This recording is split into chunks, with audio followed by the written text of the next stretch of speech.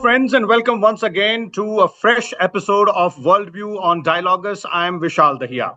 This week, we're going to talk about the Gaza peace plan.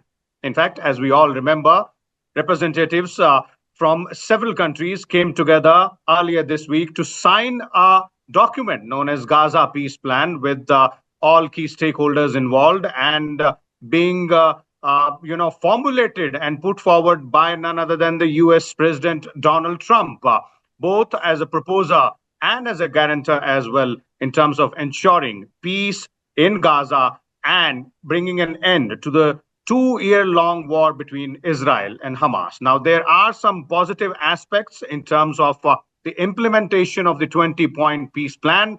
Several hostages have been freed, and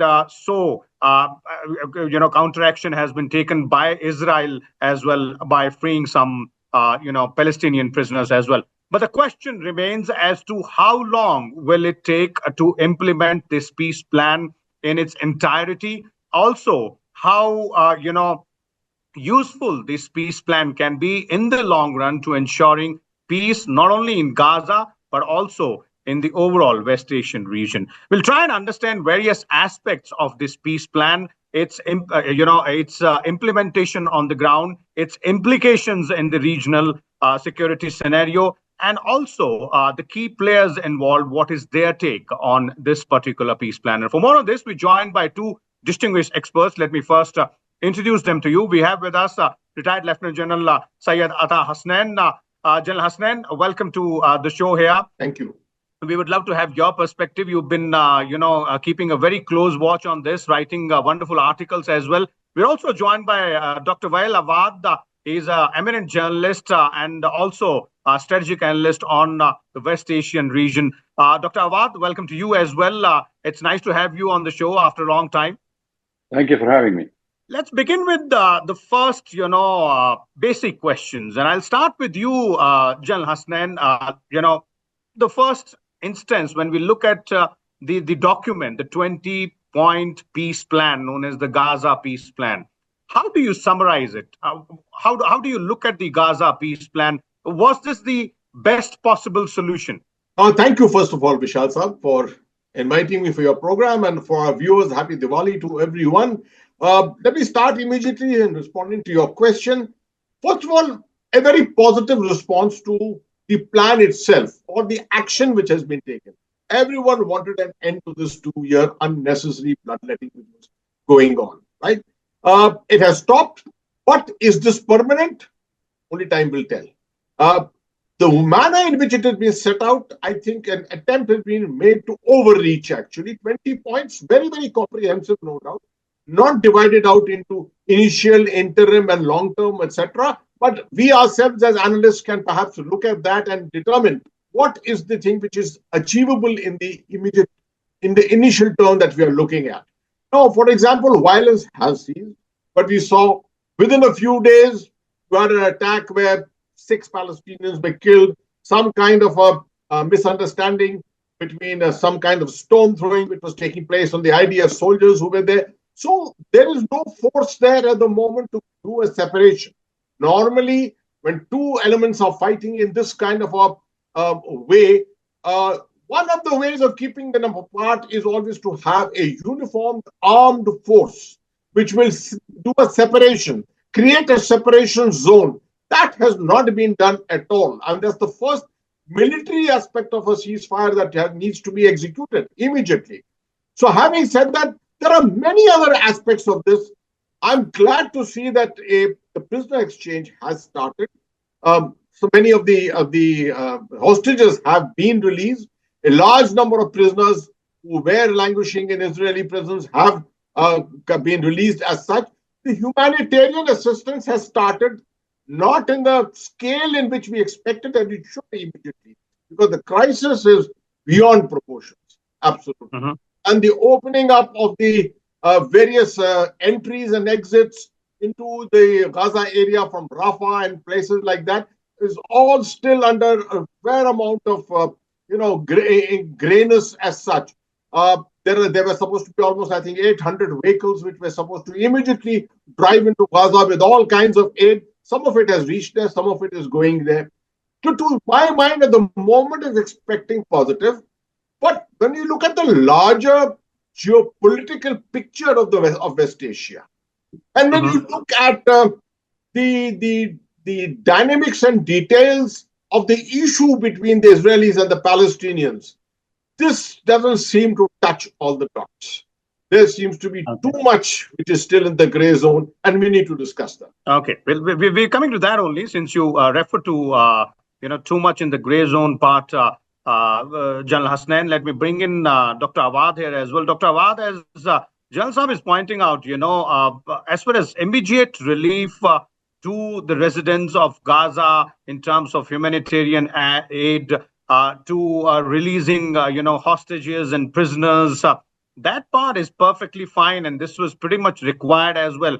But when we look at, long-term issues, long-standing issues like, the issue of two-state solution or the division of territory between Israel and Palestine, does this peace plan offer any, solutions to those issues, or sort of shows a way which can, or a path which can be taken in the future so that the long-standing issues can be resolved and finally this issue can be settled once and for all? Thank you for your questions, and greeting to you and to General Ata.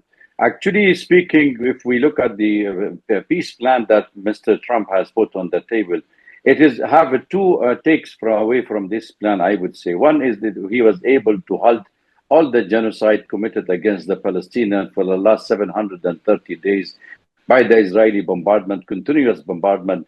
I mean, more than 200,000 tons of bombs have been thrown into Gaza. More than 67,850 people have been killed, mostly children and elderly women, and more than 10,000 people still missing, and still the Palestinians are picking up and pulling out dead body out of the debris, under the debris, but they're unable to pull the rest of the death because of the lack of the equipment there. So this is one take that at least we see a humanitarian issue has been addressed. The second part of this, it is actually the whole plan is to remove the American and the Israeli from the international isolation.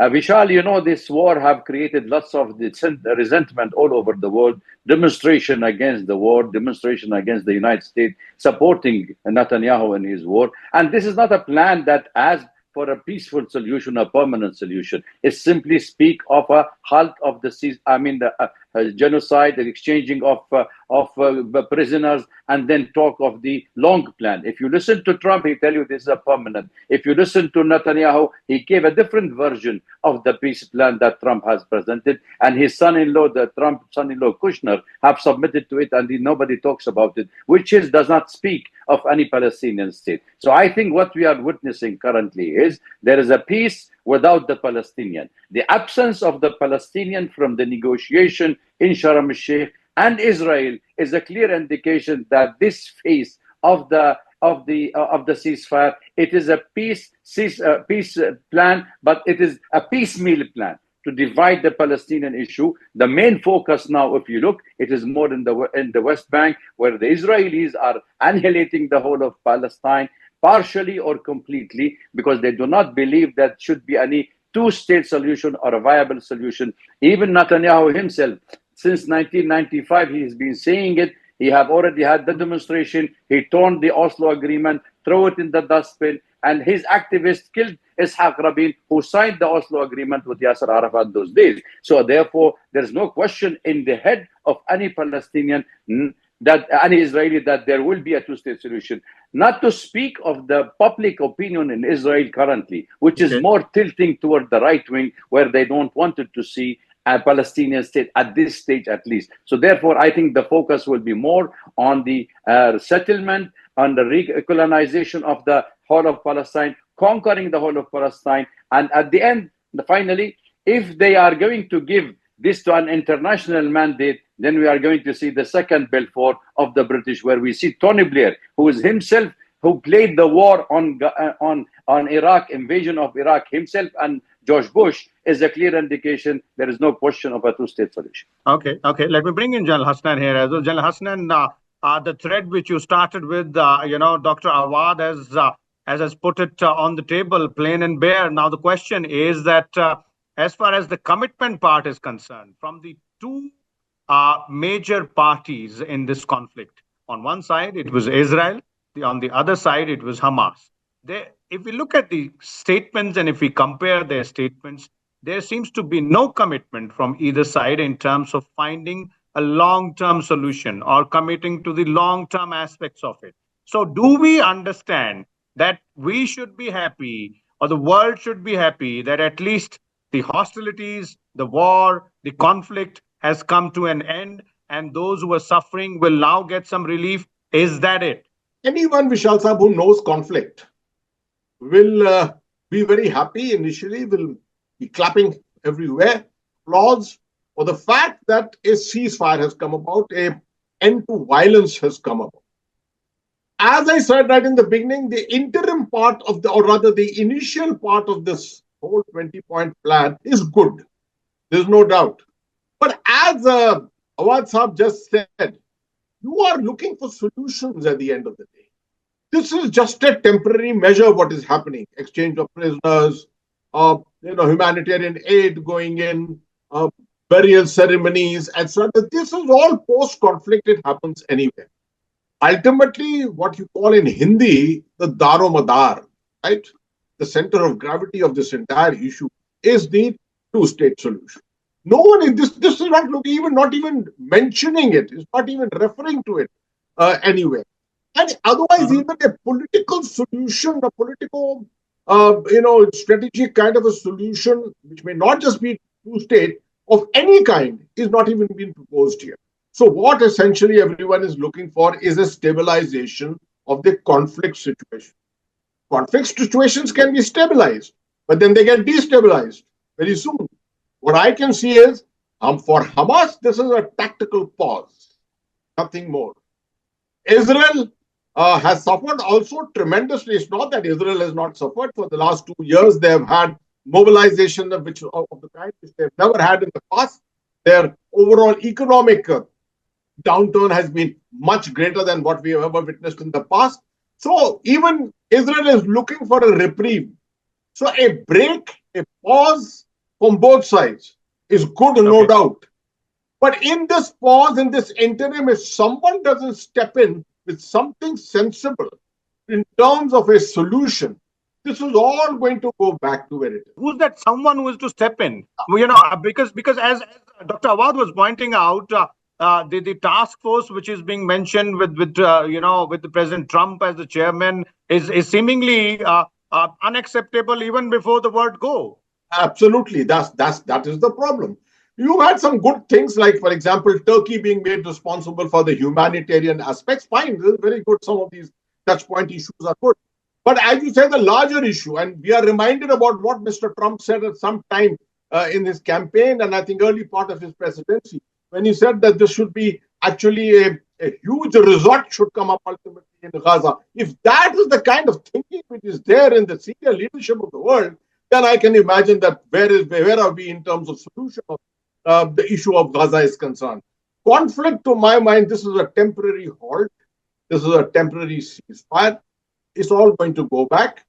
This conflict, the Arab-Palestinian conflict, is not one of those to end in 1, 2, 3, or 4 generations. This is for a number of generations. And I cannot foresee the end of this at any time as a part of this 20-point program. Well, that would simply be nothing less than unfortunate in the middle run and in the long run as well. But perhaps, as you're pointing out, Jalal Saab, that at least reprieve in the movement, pause in the movement. But there's some sticky points. You mentioned Hamas as well. Let me bring in Dr. Awwad there. Dr. Awwad, one of the sticky points is Hamas refusing to lay down arms. That's one. Hamas refusing to step away from playing any role in the administration of Gaza.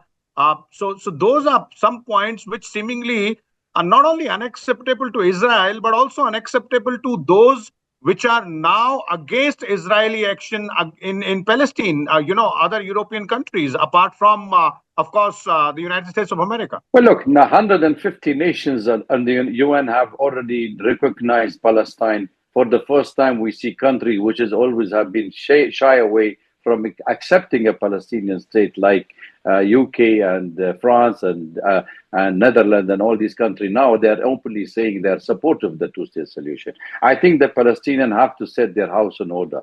Hamas is a militant factions of the Palestinian resistance to occupation. Hamas is not Palestine. Hamas is a faction, as I said, and it does not represent the whole of Palestinian. But the Hamas trouble was starts elected. with Hamas firing, No, its weapons. let me put it for you in different perspective. Today, Hamas have won the election in 2006 on the pressure by Israel because they know that Hamas have popularity in Gaza and they will win. So the parting between Hamas and Palestinian Authority was already established, and all this money siphoned from Qatar, $250 million, went to Hamas, $50 million he put in his pocket for Prime Minister Netanyahu. He's facing criminal cases. In Israel, we all know about it, right? So you fed it 65% of Hamas weaponry, according to Israeli sources, came from the Israeli settlers. So therefore, if we wanted to speak of dismantling or disarming Hamas, tomorrow there will be election in the Palestinian Authority and Hamas win again.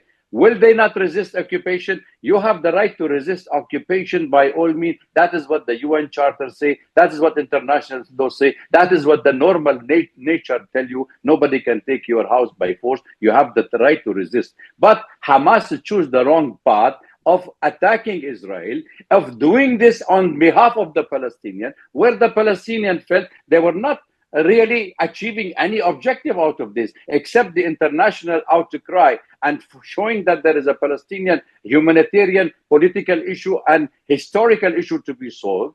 Hamas did not achieve anything on the ground. On the contrary, there was a big loss for the Palestinian people. But look at the resilience of the Palestinian on the ground, where they're showing the steadfastness to stay back in their home, despite the fact there is nothing left in the home. There is no home, there is no land, there is no agriculture, there is no grass to eat. Yet they are still sitting on their home. I think the time is come where we should see a Palestinian solution to the crisis, and the top leadership of the Hamas or the Palestinian Authority should resign and give the authority to younger generation to face the challenges. The challenges now, Vishal, is that is there going to be a Palestinian state? Is there going to be seriously that they will be addressing the Palestinian issue? I think General Atta said it very rightly. Unless and until we solve the Palestinian issue, there is no peace in the Middle East. So what we are witnessing is, and I keep repeating this sentence, perpetual provocation for permanent war.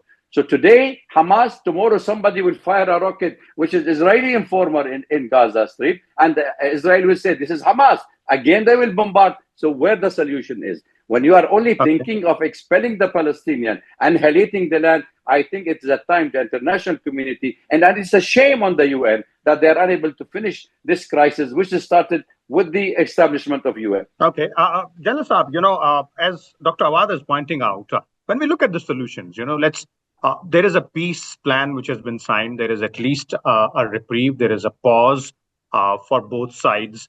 And thankfully, there are no bullets being fired right now. But let's talk, to try and find solutions, as Dr. Awwad is saying. When we look at solutions, possible solutions, perhaps a much stronger role by United Nations, perhaps a much stronger role by other countries which have now turned around in the past 4 to 8 weeks in support of Israel or against, in support of Palestine or against the, conflict which was going on. Third and most important aspect, as Dr. Awwad is suggesting, is perhaps the Palestinian Authority, the Palestinian leadership will also have to look within and hand over the mantle, look at it from a fresh perspective. Is that the best possible way to move ahead right now? Because we have to think of bringing an end to this perpetual, conflict, disharmony. Vishal Saab, while Awwad Saab is actually a real expert on this domain, and his understanding, to my mind, is one of the best. In his very brief intervention to you just now, he has given you a range of options. And let me look at it this way. I was watching a film last night because of being interested in what's happening in Gaza. I was watching a film called Oslo. It is about the Oslo Accord. And, you saw in it how unconventionally the Oslo Accord was actually negotiated. negotiated by But a yes, set indeed. of unofficial people. In fact, General Saab, I watched that movie 3 times. Yeah, exactly. What a beautiful film it is. It gives you the lessons and it shows how unconventionally this whole thing can be put together by people who are interested, third-party intervention and things of that nature. I think I would agree with Mr. Awwad absolutely when he says that the Hamas leadership has overdone itself. The choice of October the 7th and the kind of violence that they perpetrated, who would ever actually approve a thing like that? Right? The Palestinian Authority is also, I think, past its prime. There is a time now, as you're seeing around the world, Gen Z, which is coming out with all kinds of movements. It is inevitable that this too will happen within the Palestinian people. A new leadership, a new authority will have to emerge. It may take a little time, but that is something which the world should actually encourage, because they are the ones who will come out with the fresh and new ideas on it, and not just be slave to the age-old ideas to become proxies, to remain proxies of different other nations in the region. That is only perpetuating this conflict forever. So I think a Palestinian solution for a Palestinian problem, as very correctly said by Mr. Awwad, is what we should be all focusing upon at this time. We should, in the interim, we should be ensuring that the stabilization of the situation is such that there is little or minimum chance of this once again sparking off to conflict. For that, the United Nations must take greater responsibility. There's no reason why we should have any other force coming in. A UN peace enforcement force should come in here. The rest of the world, I'm sure, will agree to it, will endorse a proposal like that. And the earlier it comes in and becomes the separation force, the better it is. Okay. Dr. Awwad, the final comments from you in terms of, what should the international community be doing right now? What kind of path it should be taking to try and find that long-lasting solution? So far, so good. There might be some lapses or some lacunas in the peace plan. In the implementation part also, there will be a lot of criticism, which has already started, that it is moving at a very slow pace, or, certain aspects are overlooked or much over-focused. But from here onwards, when we are talking about the long-term solution, what should the international community be doing? Because these two sides perhaps won't be able to find a solution, which we have always witnessed over the course of decades, unless there is some push from the international community as well. Well, I fully agree. I think it's a time when the international community should avail the opportunities now of this fire and put more pressure on the UN Security Council member, in particular the United States, and make sure that there will be a two-state solution. The UN Security Council resolution should be implemented, and two-state solution living in harmony, in peace and harmony next to each other, which is the only viable solution. There will be no peace in West Asia unless and until we address the Palestinian issue. Take it now and take it for the next decade. Israel currently is only hoping that might is right, and that's not the actually. It is the opposite. Is right is might. So you need to give the Palestinians their right to exist. They are the original of the land. You cannot say that you own this land and you have to kick the Palestinian out. Let us keep the narrative from Israel currently is that there is no leadership in the Palestinian. Well, they never accepted Arafat only for signing the agreement. Then they brought Mahmoud Abbas. They never accepted Mahmoud Abbas. And now they're saying there is no leadership. If you wanted seriously a peace process, you wanted, let the international community not only run Hamas or Gaza Strip, let him run the whole territories. These are people under occupation. So you do not have to go. What's happening currently, you can see that Israel is going the way the appetite of South Africa was going, because none of the world supporting their policy, nor except the United States. So therefore, unless and until you start addressing the issue of the Palestinian, there is no question that you will have a peace in the region. But the problem with Netanyahu, he's having all the right-wing coalition government, which all the extreme right-wing who only talks of a greater Israel, from Euphrates to Nile, which means Sinai Peninsula, Syria, Jordan, Palestine, Iraq, and 1/3 of Saudi Arabia. How can you talk of peace when somebody openly saying this is the actual map of Israel and this is what we are looking for? So therefore, 650 square kilometers of Syria is now occupied by Israel. Israel yesterday violated the ceasefire in Lebanon. They are after now Hezbollah in Lebanon. They are also going against the Popular Front in Iraq. So what is going to be the changes? I am a little bit pessimistic, but I think Israel understand the language of power, the language of force to come back to the table. If they think that they have the right now, they can have the might, fair enough. But not, this is, you live in the history, we have the history, we have the people.